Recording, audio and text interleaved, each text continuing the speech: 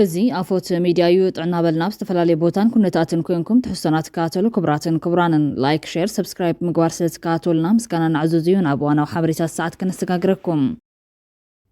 ትማሊ ልዕሊ ዓቕሚ እዩ ክብል ጥርጡር ዝሰደደ ኮሚሽን ፖሊስ ትግራይ ንነባራት ኣባላት ፖሊስ ፃውዒት ክተታዊጆም ብዝተፈላለዩ ምክንያታት ካብ ምድብ ስርሖም ተኣጊዶም ፀንሑ ነባራት ህዝባዊ ፖላዊስ ካብ ወርሒ ጉንበት 2017 ዓ.ም ከም ዝምለሱ ኮሚሽን ፖሊስ ትግራይ ኣፍሊጡሎ እቲ ኮሚሽን ኣብ ዘውፅኦ ናይ ፃውዒት ሓበሬታ ኣብ ህዝቢ ትግራይን ተጋሩን ዝተፈፀመ ገበን ወራር ፅንተት ህዝቢ ምክልኻልን ግቡእ ነብሲ ወከፍ ኣባል ፖሊስና ኣሎ ነዚ ጥፋት ንምክልኻል ኣብ መኸተ ዘይተሰለፈን ተሰሊፉ ክሳብ መወዳእታ ዘበን ፅንተት ህዝቢ ትግራይ ዘይተኸላኸሉ ኣባላት ነባር ፖሊስ ትግራይ ኮሚሽን ፖሊስ ብኣዋጅ 360 እዝባር 2014 ዳግም ተወዲቡ ስራሕ ካብ ዝጀመር በጊዜያዊ ምሕዳር ውሳነ ክሳብ ዝወሃብ ናብ ስራሕ ከይተመለሱ ፀኒሖም ዝበለት ኮሚሽን ፖሊስ ትግራይ ነባር ኣባላት ፖሊስ ዝምልከት ስርዓት ብዘሎ መንገዲ መፍትሒ ክግበረሉ ብተደጋጋሚ ሕቶን መማረፂ መፍትሒታትን እናቐረበ ከም ፀንሐ ዘኻኺሮም ጊዜያዊ ምሕዳር ትግራይ ድማ ነዚ ተደጋጋሚ ሕቶ ምላሽ ንምሃብ ብፍሉይ ተወሲኑ ግቡእ ምዕራይ ተገይሩ ናብ ስራሕ ክምለሱ ወሲኑ ከም ዘሎ ድማ ኣረጋጊፆም እቲ ኮሚሽን ፃውዒት ዝገበረሉ ምክንያት እንተረደ ድማ መኸተ ፅንተት ወራር ህዝቢ ትግራይ ዘይተሰለፈ ነብሲ ወከፍ ነባር ኣባል ብሄራዊ ሓላፍነት ዘይፈፀመ ተባሂሉ ናብ ስራሕ ብዘይ ምምላሱ ካብቲ ሙያ ፖሊስነት ተፈልዩ ብምፅንሑ ናብ ስሩዕ ሙያ ፖሊስ ምምላስ ዝኽእል ስልጠና ምሃብን ዝነበሮም ሙያዊ ዓቕሚ ንግልጋሎት ሰላም ድሕነትን ህዝቢ ትግራይ ክውዕል ምግባር ኣገዳሲ ብምዃኑ እዮም ስለዚ ድማ ኣብ ትግራይ ዘሎ ጠለብ ሓይሊ ፖሊስ ኣብ ግምት ብምእታው ነባር ኣባላት ኮሚሽን ፖሊስ ትግራይ ናብ ንቡር ፖሊሳዊ ስብእናን ስነልቦናን ዝምልስ ስልጠና ብምሃብ ናብ ስራሕ ምውፋር ኣድላይ ብምዃኖም ናብ ስራሕ ዘይተመለሱ ነባር ኣባላት ኮሚሽን ፖሊስ ትግራይ ካብ ስራሕ ወፃኢ ኣብ ፀንሕሉ ግዜ ዝነበሮም ኩነታት ወራርቲ ሓይልታት ኣብ ትግራይ ኣብ ዝነበሩሉ ግዜ ዝነበሮም ኩነታት ቅድሚ ናብ ስራሕ ምምላሶም ነፂርካ ናብ ንቡር ስነልቦና ዝምልስ ስልጠናን ህንፀትን ተገይርሎም ህዝቦም ክኸዕሱን ካገልገሉን ምግባር ኣድላይ ስለዝኾነ ሓዝ ዘለዎም ጭቡጥ ዓቕሚ ንምፍላጥ ኣብ ከይዲ ስልጠና ተመዚኖም ነዚ ዘድሊ ዕመሊኦም ናብ ስራሕ ክዋፈሩ ስለዝተደለየ ብመሰረት ደንቢ 123 እዝባር 2015 ዓንቀጽ 107 ንኡስ ዓንቀጽ 2 ኮሚሽን ፖሊስ ትግራይ ዳግም ስራሕ ክቕፅል ዘኽእል መምርሒ ስርዓት ቅበላን ህንፀትን ምሕደራን ኣባላት ነባር ፖሊስ ቁጥር 6 2017 ነዳልዩ ፃውዒት ከም ዝገበረ እዩ ገሊጹ ዘሎ ኮሚሽን ፖሊስ ትግራይ ፃውዒት ዝተገበረሎም ነባራት ኣባላት ፖሊስ ኮይኖም ኮሚሽን ፖሊስ ትግራይ ብኣዋጅ 360 እዝባር 2014 ዳግም ተጣይሹ ስራሕ ካብ ዝጀመር ኣብ መኸተ ፅንተት ወራር ህዝቢ ትግራይ ዘይተሰለፈ ብሄራዊ ሓላፍነት ዘይፈፀመ ተባሂሉ ናብ ስራሕ ከይተመለሰ ፀንሐ ነባር ኣባል ፖሊስ ናብ ስርዑ ስልጠናን ስርሑን ክምለስ ህፁፅ ዝበሎ ፃውዒት ገይሩሎም እቲ ኮሚሽን እዚ ፃውዒት ዝገበረ ትማሊ 29 ሚያዝያ 2017 ዓ.ም ኣብ ቀይዲ ውዒሉ ዝነበረ ብርሃነ ገብረ ገርገስ ወይ ድማ ልፍዓቲ ተስፋ ብዝብል ዝፍለጥ ማሕበራዊ ሚድያ ነጣፊ ንክፍታሕ ልዕሊ ዓቕሚ ፀቕጢ ተገይሩለይ ዝብል መግለፂ ምሰውፀ ድሕሪ ሓደ መዓልቲ እዮም ጊዜያዊ ምሕዳር ትግራይ ንብርሃነ ናብ ፌደራል መንግስቲ ሕሊፉ ክህቦ ኢሎም ዝጠርጠሩ ኣባላት ሰራዊት ኣርሚ 22 ንጣብያ ፖሊስ ዓይደር ከቢቦም በቀረባ ክከታተልዎ ከም ዝውዓሉ ፀብፃባት ካብ ከተማ መቐለ ገልጾም በቲ ኩነታት ዝሰግአ ኮሚሽን ፖሊስ ትግራይ ንብርሃነ ትማሊ ድሕሪ ቀትሪ ከም ዝፈትሑ ኣረጋጊፆም ሰብሳነ ሰብ ዝብል ዝፍለጥ ነጣፊ ማሕበራዊ መራኸቢታት ብርሃነ ገብረ ገርገስ ብረቡዕ ኣብ ቀይዲ ከም ዝኣተወ ኮሚሽነር ፖሊስ ትግራይ ማእሰርቲ ብትእዛዝ ጊዜያዊ ምሕዳር ዝተወሰደ ምዃኑ እውን ገሊጹ ነይሩ እዮም እቶም ፀቕጢ ገይሮም ዝበሎም ኣካላት ግን ኣይነፃራን እቶም ፀቕጢ ወይ ምግዳድ ዝገበሩ ኣካላት ተባሂሎም ዝተገለጹ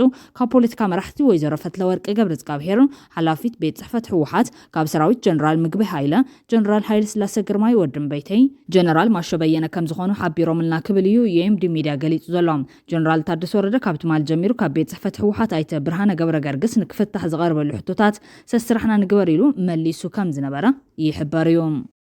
ብኻሊ ዜና ተጋሩ ሰብ ሃፍቲ ተጨወዮም ኮሚሽን ሰብኣዊ መሰላት ኢትዮጵያ ኣብ ክልል ቤንሻንጉል ጉሙዝ ብዝገበሩ ዕዙዝ ንግዳውን ጥፈታት ዝፍለጥ ኣይተ ኪሮስ አብርሃም ኣብ ልዕሊኡን ወፍርታት ንዝውሰድ ዘሎ ስጉም ተመልኪቱ ዘካየዶ ምፅራይት ዕላው ገይሮም እቲ በዓል 5 ገጽ ውፅኢት ምፅራይት ኮሚሽን ኣብያተ ጽሕፈት ከተማ ኣሶሳን ርእሰ ምሕዳር ክልልን ኣብ ልዕሊ እቲ ኣውፋር ኮነ ኣብ ልዕሊ ንብረቱ ዝውሰድ ዘሎ ኣካታዕ ስጉምቲ ሕጋውነት ዘይተኸተለን ግልጽነት ዝጎደሎን ክብል ይድምድም እቲ ኣብ ርእሰ ከተማታ ክልል ኣሶሳ ንኣስታት 20 ዓመታት ኣብ ልምዓት ሎጅ ማንጎ ክሳተፍ ዝጸንሐን ኣውፋሪ ቅድም ክብል ኣብ እዋን ኩናት ትግራይ ልክዕ ካልኦት ተወለድቲ ትኽልል ንዘይሕጋዊ ማሰርትን ዘመተን ተቓሊዑ ምንባሩን ካብ ሰነድ ኮሚሽን ሰብኣዊ መሰላት ምርዳእ ተኻኢሉ ኣይተ ኪሮስ አብርሃም እዚ ጉዳይ ብዝተኣሰር ምስ በዓልቲ ቤቱ ወይዘሮ ሮዚና ሰለሞን ኣብ ኣዲስ ኣበባ ካብ ዝሓለፈ ዓርቢ ሚያዝያ 25 ኣብ ቤት ማሰርቲ ከም ዝርከብ ቢቢሲ ካብ ኣባላት ስድራ ዝረኸቡ ሓበሬታ ኣመላኺቶም ጓል እቲ ኣውፋር ዝኾነት ወይዘሪት ፊያሜታ ኪሮስ ኣድያ ወይዘሮ ሮዚና በዓል ገዝኣ ብኣባላት ፀጥታ ቤንሻንጉል ጉሙዝ ኣብ ቀይዲ ኣብ ዝውዓሉሉ እዋን ስለምንታይ ተኣስርዎ ኣለኹም ብዝብል ሕቶ ኣብ ዘለዕለት እዋን ብኣባላት ፖሊስ ኣካላዊ መጥቃዕቲ كم استفزما وانتزارب نسا كم تبلون ابتوان كلتيوم سبو حدار او قيد كابزاتو جاميرم نابيت فرد كي غاربو على حدا سمون زوطر خوينم مقنيات مساريوم زاغيد نصر يكونن كمون حيلتات تصتا تخلل نتم اب قيد بوليس ركبو سواين سبيتن او فرتي ناب تخلل كوسدوم زفتن زل خوينم كم مغبار ندحنت ولدي حدغኛ بمخان زملكتم اكالات منغست فيدرال فليت الله كتبل نبي بيس غليصام نسال على كلن زتحساس بعدحنت ولدا كم زخونن استزاربت كوينام قلت فتحي كرخبون تمحصينا لام እቲ ዝዘራርብ ዘሎ ቦታ ኣብ ኣሶሳ ብልዕሊ 2 ቢልዮን ብር ዝግመት ዝለምዐ ማእኸል መዘናግዒ ኮይኖም ማስታት 23,400 ሜትር ከም ዝኾነ ካብቲ ኣባል እቲ ስድራ ዝረኸብናይ ሓበሬታ ኣመላኺቱሎም ቤት ጽሕፈት ምምሕዳር ከንቲባ ግን ስፍሓት እቲ ቦታ 30,000 ሄክታር ከም ዝኾነን 40 ዓመታት ብዝግባእ ዘይለምዐን ዝብል ምላሽ ከም ዝሃበ ኣብ ሰነድ ኮሚሽን ሰፊሩ ይርከብ እቲ ቦታ ብዝቐረበ እዋን ብሰበስልጣን ክልላዊ መንግስቲ ንልምዓት ተድልዩ ብዝብል ንምንዛዕ ዝውሰድ ዘሎ ስጉምቲ ኣግባብ ዘይተኸተለን መሰል ንብረት ሰብ ናይ ብዘይ ይኽብርን ብምዃኑ ተጣባቕቲ ሰብኣዊ መስላት ይገልጾም እዚ ጉዳይ ብዝምልከት ሰበስልጣን ተኽልልን ተኸተማን ንምዝራብ ዝተገበረ ጻዕርግነ ይሰመራን ሓላፊ ቤት ጽሕፈት ከንቲባ ከተማ ኣሶሳ ኣቶ ከማል ኣሕመድ ካብ ቢቢሲን ዝቐርበሉ ሕቶ እዚ ጉዳይ ብዝምልከት ዝፈልጦ ነገር የብለይን ዝብል ሓጺር ምላሽ ብምሃብ ፍቃደኛ ከይኾነ ተሪፉ እዮም ሰነድ ኮሚሽን ሰብኣዊ መስላት እንታይ ይብል እቲ ዘካትዕ ዘሎ ቦታ ብዝምልከት ጥራዕን ዝቐርበሉ ኮሚሽን ሰብኣዊ መስላት ኢትዮጵያ ሓደ ጻራይ ጉጅላት ጣይሹ ናብቲ ከባቢ ልኢኹን ነቲ ማእከል ልምዓት በኣካል ብምርኣይን ነዚ ጸብጻብ ከም ዝሰናደ ይሕበር ብምዃኑ እውን ኮሚሽን ሰብኣዊ መስላት ኢትዮጵያ ብመሰረት ሕጋውን ምሕዳራውን ሰነዳትን ሰብኣዊ መሰኻኽር ዓይንን አቶ ኪሮስ ሕጋዊ አገባባት ተኸቲሉ ነትሕስቶ ከም ዝወነኖን ሕጋዊ ፍቃድ ወፍር ከም ዘለዎን አረጋጊጾም ከምውን ኣብ እዋን ኩናት ትግራይ ሰፊሕ ዘመተን ስርቅን ተፈጺምዎ ዓንዩ ከም ዝነበረ እቲ ኣውፋሪ ተመሊሱ ከልምዕ ብኮሚሽን ወፍሪ ብዝተገበረሉ ሕቶ ደጊሙን ኣብ ልምዓት ከም ዝኣተወ እቲ ኮሚሽን ኣብርዮም ቤት ጽሕፈት ምሕዳር እታ ከተማ ግን ብመሰረት ዘይለምዑ ትሕዝቶታት ከጻሪ ካብ ቤት ጽሕፈት ርእሰ ምሕዳር ትክልል ዝተዋሃቦ ኣንፈት ካብኣቶም ሓደ ዝማእኸል ኮይኑ ከም ዝረኸቦ ኣብቲ ጸብጻብ ሰፊሩሎም ብኻሊእ ወገን ቤት ምኽሪ ምሕዳር ትክልል 10 ታሕሳስ 2017 ዓ.ም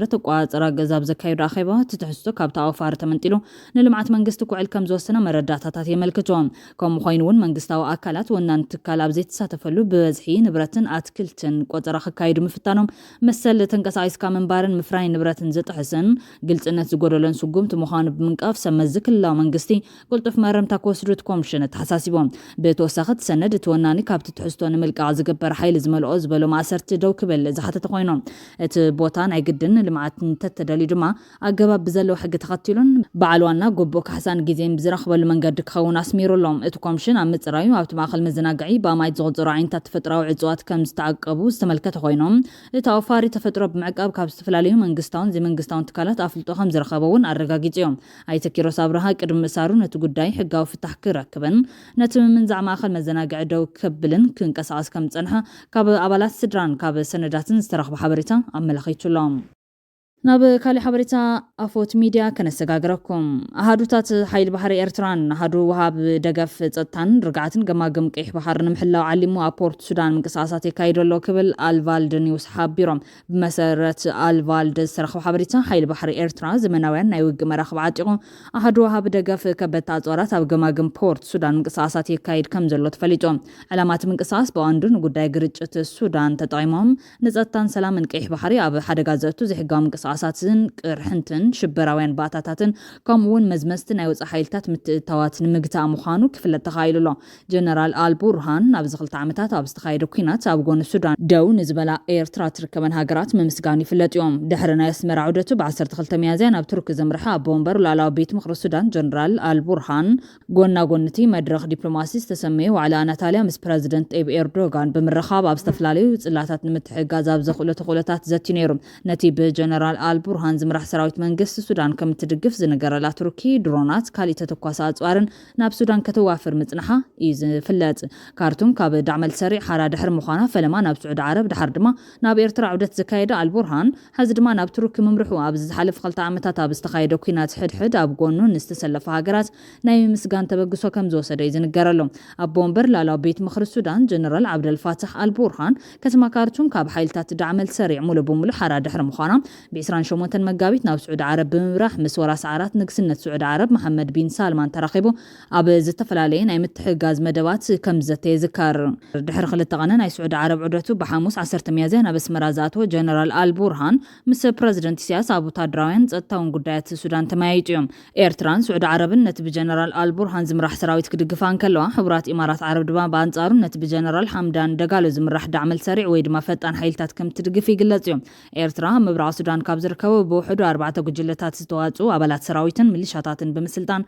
ኣብ ጎኒ ጀነራል አልቡርሃን ከም ትስለፍ ካብ ትስለፍ ጸኒሓ ኣብ ተማሳል ዛዕባ ቀጠር በወገና ብጎኒ ቤት ምኽሪ ላላው ቤት ምኽሪ ሱዳን ብምዃን ኣብ ዝተፈላለዩ ናይ ልምዓት መደባት ሃገር ክትሳተፍ ከም ትደሊ ረጋጊጻ ቀጠር ነዘረጋገጸት ብሚኒስተር ኣህጉራዊ ምትሕግጋዝ ማርያም ቢንት ዓሊ ቢን ናስር አልሚስናድ ዝምራሕ ላዕለዋይ ልኡኽ እቲ ሃገር ናብ ፖርት ሱዳን ብምብጻሕ ምስ ጀነራል አልቡርሃን ኣብ ዝተዘራረበሉ እዋን እዩ ጀነራል አልቡርሃን ቅድሚ ናብ ኣስመራ ምምርሑ ብሐሙስ 10 ሚያዝያ ኣብ ሰዓታት ናይ ምስታ ቀጠናዊት ሚኒስተር ኣብ ዝገበሮ ዘረርብ ቀጠር ኣብ ዋን ውግእ ኣብ ጎኒ ሱዳን ደው ምባላ ኣመስኪኖም